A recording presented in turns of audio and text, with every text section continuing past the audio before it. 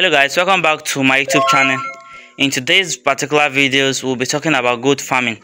And if you guys are on conversant with my videos, I've been dropping a lot of videos regarding goat farming. And if you guys still notice this farm, this is one of the farm that belongs to one of my subscribers. I think last 2 weeks I was at this farm, so I brought a new goat to this farm last week. And today I bought about 3 goats to this farm again. Last week it was 3, today it was 3 again, so making 6. And they are all African dwarf goat, West African dwarf goat. So I brought about 3 to this farm today.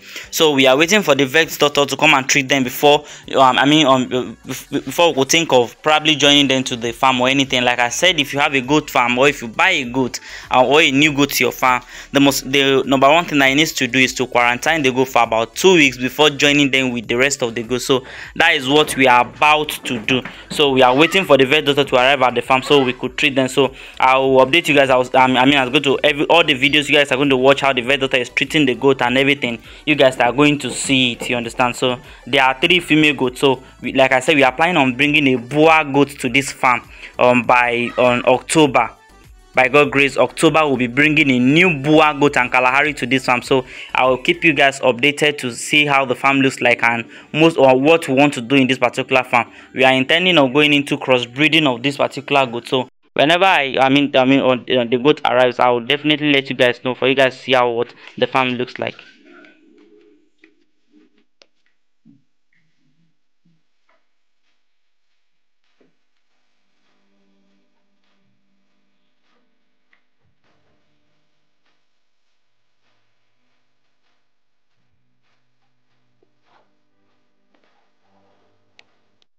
Thank you.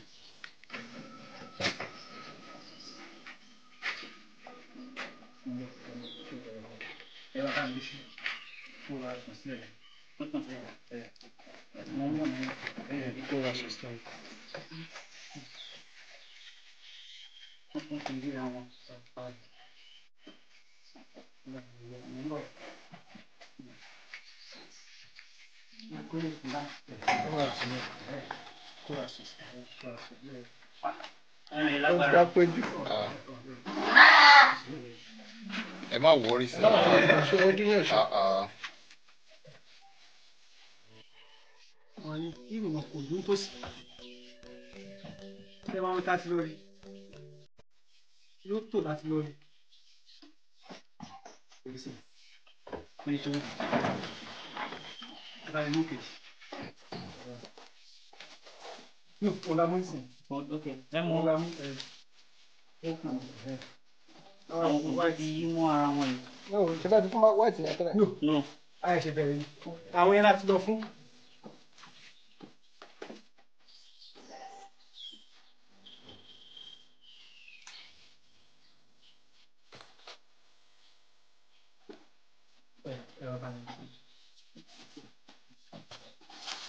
Ẹ ti gùn.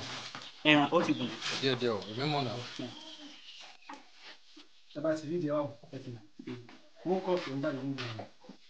Lẹ́nu ṣe tí mo kó ti gùn.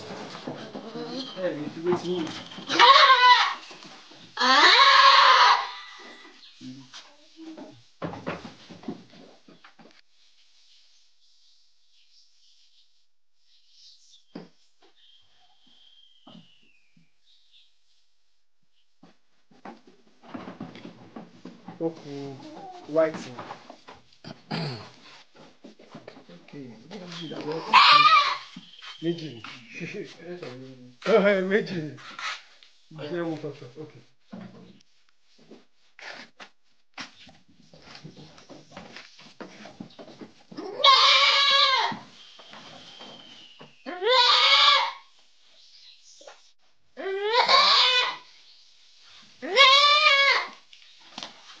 So, ìyẹn tẹ gbé wá yẹn kò sí lè gùn àtọ́bákọ̀ rẹ̀ pẹ̀lú ọkọ̀. Wọ́n á fẹ́ rè bẹ̀ kán rè bẹ̀ kó jà ti bímọ ni o. Kó jà ti bí. Kó tètè di ìyá. Díẹ̀ ò torí inú ẹ̀ o. Lágbára gan. Ẹsẹ̀ méjì rẹ̀ wọ́n mú nà. Àwọn ẹran ìdè. Tẹ́sọ̀ bá ti kọlẹ̀ tí ò fi ṣe wọ́n.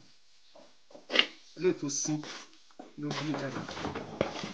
Táwọn kan ti fún ní abẹ́rẹ́ tó sínsìn ló sin jáde fún.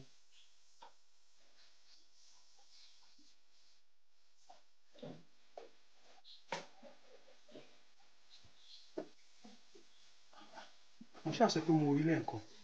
Don't. kí ni Owó iná ni. wàá ti fún lábẹ́ gbogbo àpò. Ẹ jọ mo fẹ́ mi ò fẹ́ yẹ kó jábọ́. Ẹ sẹ́wọ̀n yìí. Ẹ jọ ẹ má yẹ kó jábọ́. Ẹ jọ ẹ má yẹ kó jábọ́.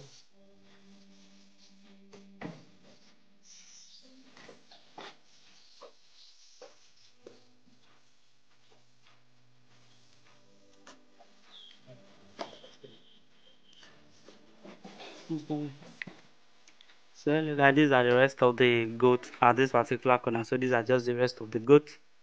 So and I hope this one is not new to you guys. Yes, I definitely know that this one is not new to you guys. So this is how the farm looks like. You can start something little like this for yourself. So we came here to check and I brought some new ones today. So very soon the vet will be treating them now. So we're treating those particular two, these three.